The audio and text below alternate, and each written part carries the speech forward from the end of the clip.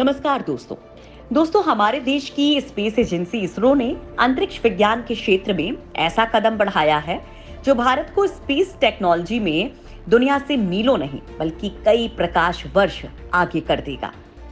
जी बिल्कुल ठीक सुन रहे हैं आप। अमेरिका, चीन, रूस या फिर यूरोप भी भारत से मुकाबला करने की स्थिति में नहीं रहेंगे।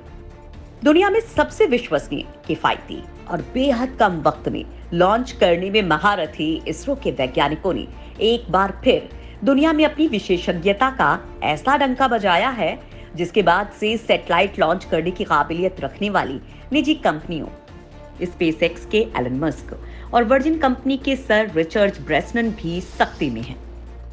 क्योंकि हो सकता है कि भविष्य में स्पेसएक्स या वर्जिन को कोई पूछे ही ना, क्योंकि इनकी महंगी टेक्नोलॉजी के जवाब में अब भारत में और ज्यादा किफायती लॉन्च ऑप्शंस मिलने लगेंगे। इसरो की इस बड़ी छलांग की पूरी डिटेल आपको इस वीडियो में दिखाएंगे। साथ ही ये भी बताएंगे कि आखिर इन दिनों क्यों सुर्खियों में भारत की दो वैज्ञानिक पवन कुमार चांदना और नागा भारत डाका हैं।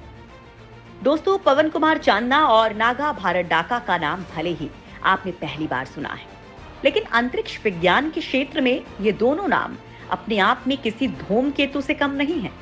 इससे पहले कि आपको इसरो की बड़ी छलांग के बारे में बताएं, पहले जरा जान लीजिए इन दो वैज्ञानिकों के बारे में, जिनके नाम हैं पवन कुमार चांदना और नागा भारत डाका। पवन कुमार और नागा भारत डाका इसरो के पूर्व वैज्ञानिक रहे हैं। ये दोनों वैज्ञानिक इसरो की उस टीम का हिस्सा भी रह चुके हैं जिसके सिर पर क्रेडिट जाता है सैटेलाइट लॉन्च व्हीकल्स के लिए बनाए जाने वाले सॉलिड फ्यूल प्रोपल्शन सिस्टम वाले इंजन डेवलप करने का। यही इंजन क्रायोजेनिक स्टेज से पहले लॉन्च व्हीकल्स को ताकत दिया करते हैं। रॉकेट इंजन मुख्य रूप से दो प्रकार के होते हैं। ये कई चरण में काम करते हैं, जिसकी हर स्टेज के लिए अलग इंजन अटैच होता है।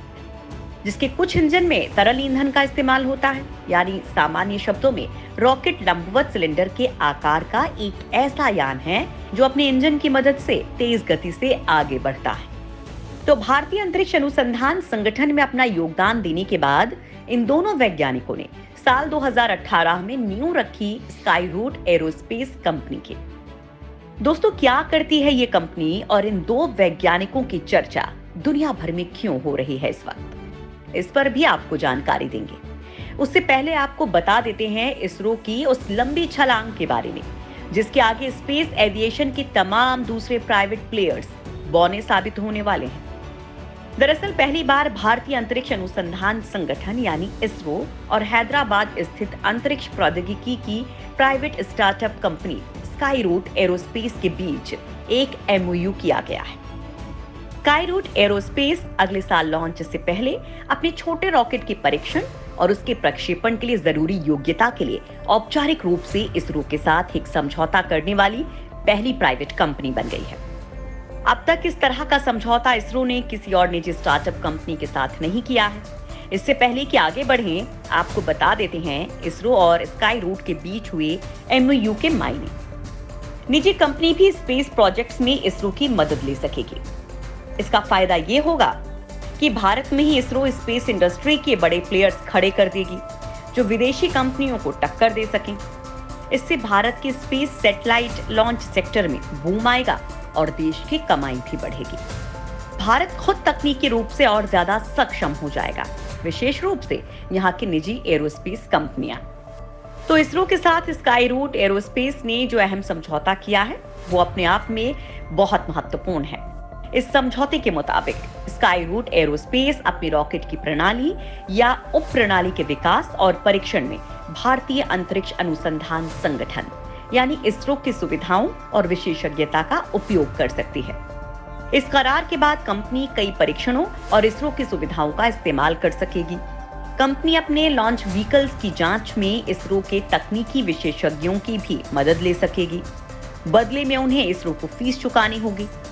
पवन कुमार चांदना और नागा भारत डाका ने 2018 में स्काईरूट एरोस्पेस कंपनी की नींव रखी थी, जो निजी तौर पर सैटेलाइट लॉन्च व्हीकल्स बनाने वाली एक प्राइवेट स्टार्टअप कंपनी है।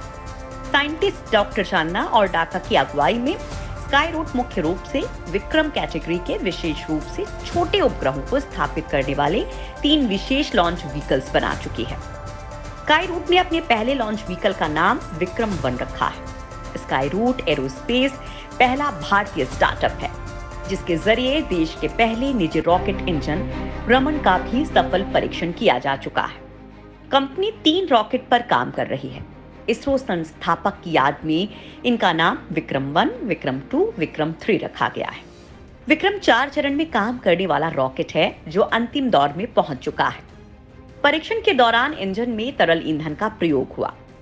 कंपनी ने इंजन का नाम रमन रखते हुए इसके जरिए नोबेल पुरस्कार विजेता सर सीवी रमन को श्रद्धांजलि देने की कोशिश की है। रमन इंजन में UDMH और NTO तरल ईंधन का इस्तेमाल हुआ है। 4 इंजन वाला ये क्लस्टर 3.4 kN थ्रस्ट जनरेट करेगा। ये इंजन कई उपग्रहों को एक ही बार में अलग अलग कक्ष में स्थापित कर सकता है।